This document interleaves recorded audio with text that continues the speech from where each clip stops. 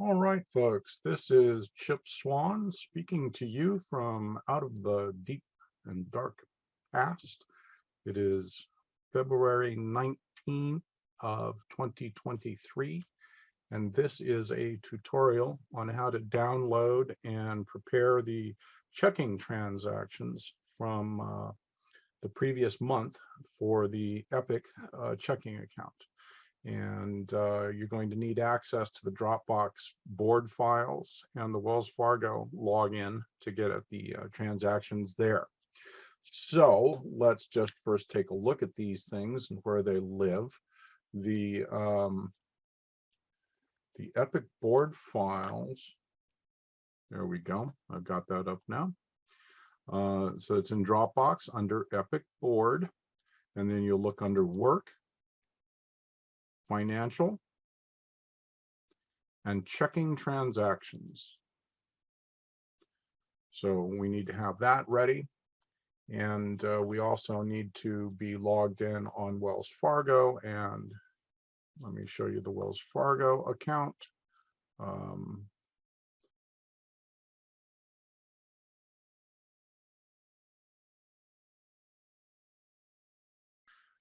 What we're interested in here is the business checking account. And down here under transactions, we're going to be downloading the account activity. So first, let's take a look at the files and where they exist. You'll see here that in the checking transactions, again, we're back under EPiC board, work, financial, checking transactions. In the last month, CERP, C-E-R-P-P, which was our acronym in the past for several decades, had its name officially changed to EPiC, EPiC, Emergency Preparedness in Communities. And so as of December, December of 2022, this became the EPiC checking transactions. So the first thing that we want to do here is make a copy of the last file. We just copy here, and it has made a copy. I'm going to give it the right name. Now this is no longer December of 2022. This is 2023, and it is January,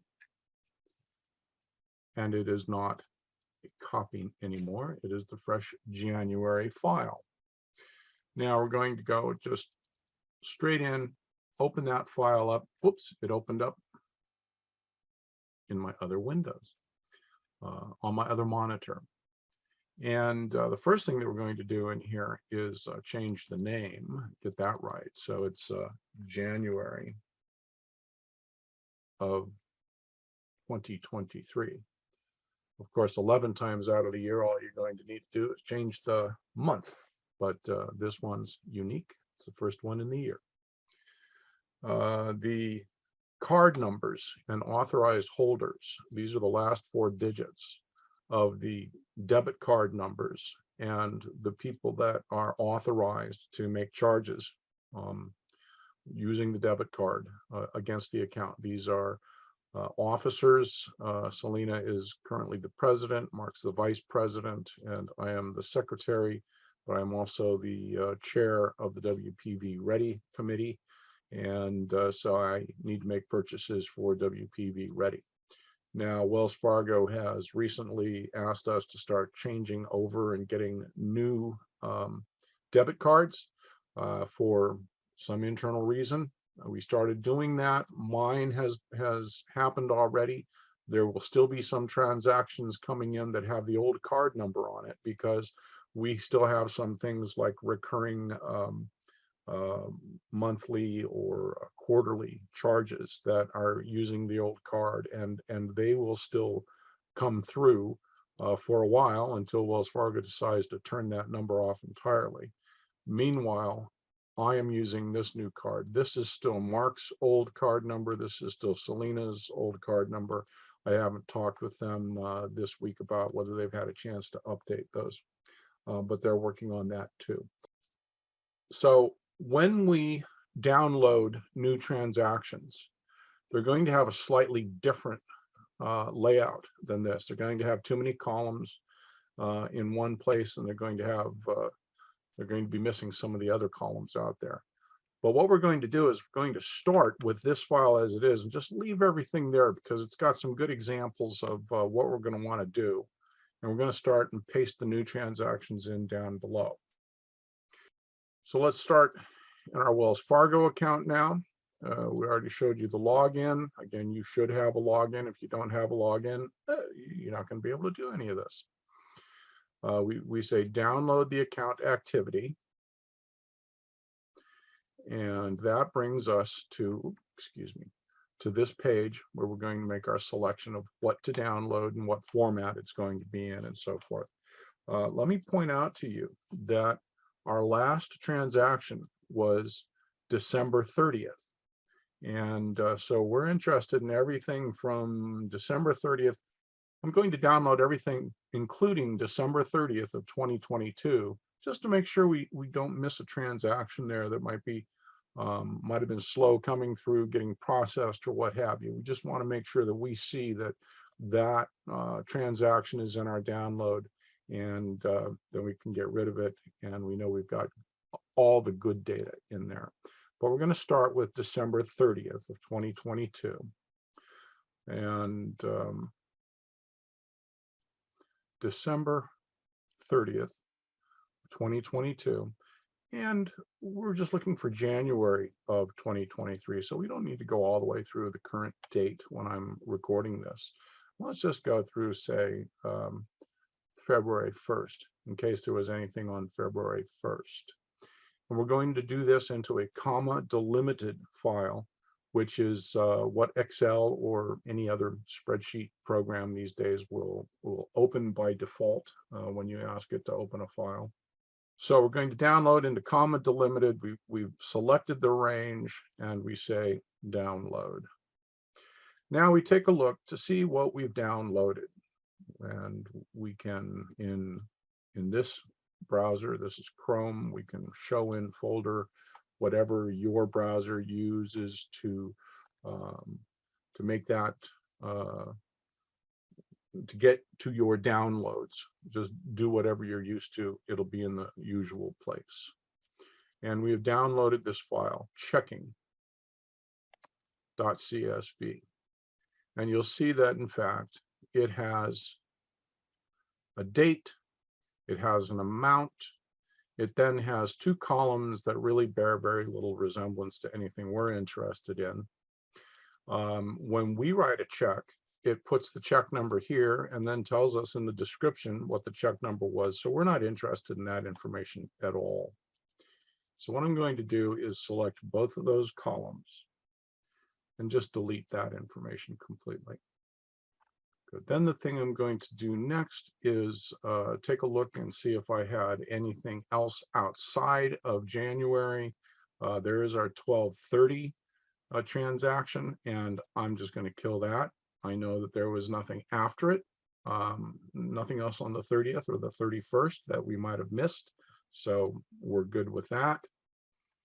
And nothing at the top showed up in February. So this is good data. This is all that we need. Let me just expand this out so that we can see that without any intervening formatting and columns. And I'm just going to grab that information from this file, paste it into the bottom of this file. And as you can see, things now line up pretty well. This right here is not in the same format. It's not uniform. It doesn't have pennies and so forth. So what I usually do is I come up here and I say, go ahead and copy that and then paste just the format. Okay, and that gives me my pennies, and we're looking pretty good there. Another thing that we need to clean up here is a couple of records that have a long description in them, and it's absolutely unnecessary. It doesn't really add anything for our purposes of accounting. This is a recurring transfer, but you'll see that really all we need to worry about here is just taking out business market rate savings is the text that can just be taken out of this. This line and the next. There's always two lines in there, and they just make the whole spreadsheet unreadably wide if you leave that in there. Now, we're going to take a look at the card's last 4 digits and tag everything that we possibly can. So anything that's 4504, ending in 4504, is going to be a chip transaction. And we just tag that one. Look for any other 4504 transactions. I don't see any. Back up at the top, we see if there's any 7389. Those are also chip transactions. But I believe that, oh, yes, we do have another chip transaction right there, and that's for some shipping software for our store. We're going to have to change that. There's another one, and so forth. So we've marked all of my transactions, and we're going to do the same thing for Mark and Selena's transactions. And I'm just going to do that and then cut out all of the recording of me doing that boring activity, and we'll get to the next step.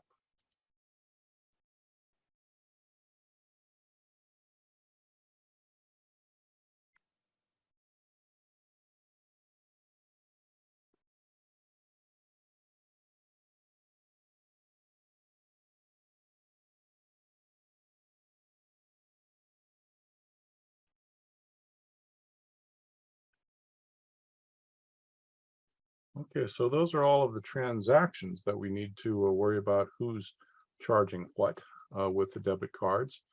Then we're going to take a look at, for instance, what is being purchased. This is a code, and I'm going to show you in a second where that comes from.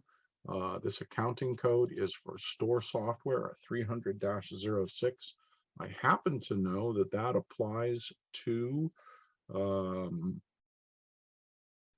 this one, ShipStation software, and this one is an annual charge on something else. I forget right now what it was, but I can easily look that up. And that takes care of my transactions, except for this one. And I'm not sure exactly what that transaction should be coded as.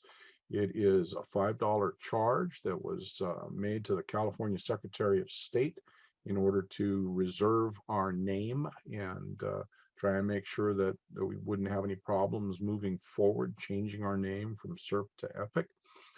So that $5 charge should appear. Let me come and look for it in the same. There we go. So again, here we are under Dropbox, EPiC board, work, financial, checking transactions. If we come back up here under financial, you see in budgeting. Okay, I'm going to pause the recording for a moment. All right, I've gotten the file sorted out now, and I can continue coherently. I've also changed my name on the recording here to my own name, Chip Swan. What we were concerned with a moment ago was the fact that I wasn't sure what the account should be for this Secretary of State charge. And in the, again, EPiC board, work, financials, but now instead of checking transactions, we're going to look into budgeting and take a look at the budget with accounts for this year. And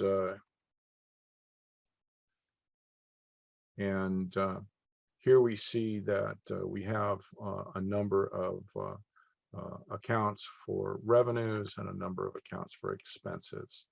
And this is not an expense code that we have defined previously.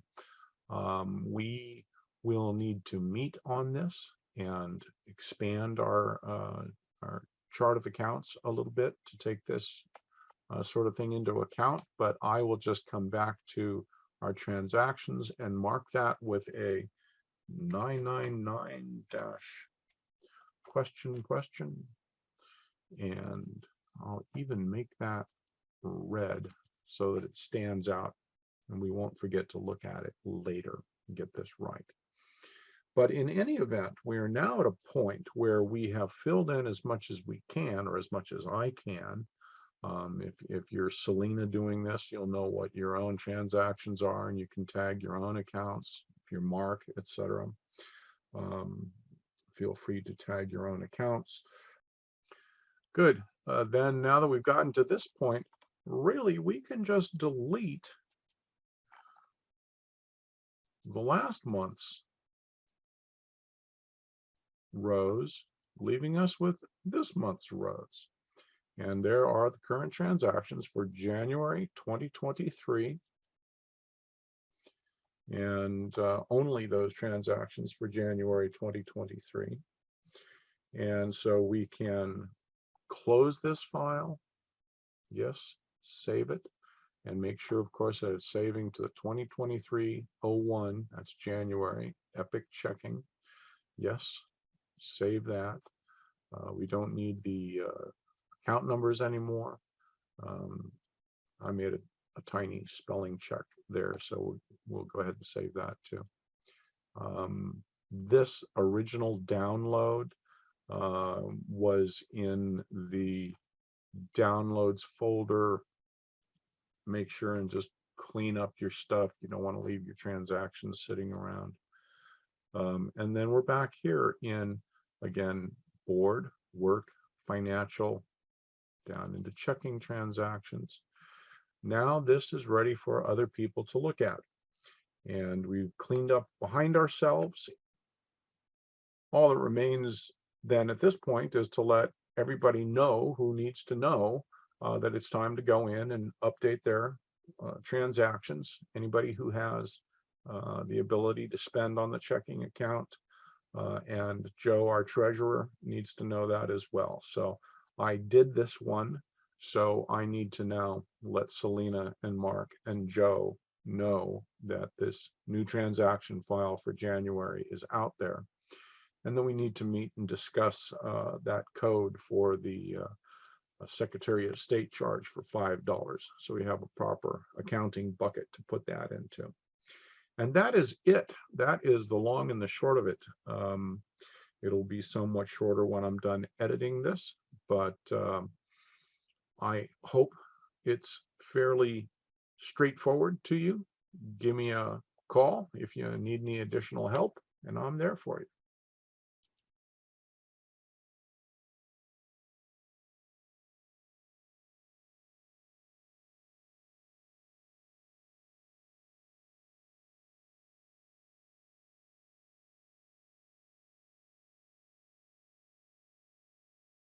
Hi, folks. I just want to add this at the beginning, and I'm going to put the same little snip at the end that in my presentation here, I discuss a budget with accounts file that has the account codes that we use to flag all of our transactions, and that it was being stored in this budgeting. So under EPiC board work financial budgeting folder. However, I realized it's just so much simpler to keep the thing here with the checking transactions where everything can be found in one place, that I have moved it here and given it this name, Budget with Accounts, Fiscal Year 2022. That's what we're in right now. So that's where you're going to find this file with the budget with accounts. This is the one that looks like this It has our revenue codes and it has our expense codes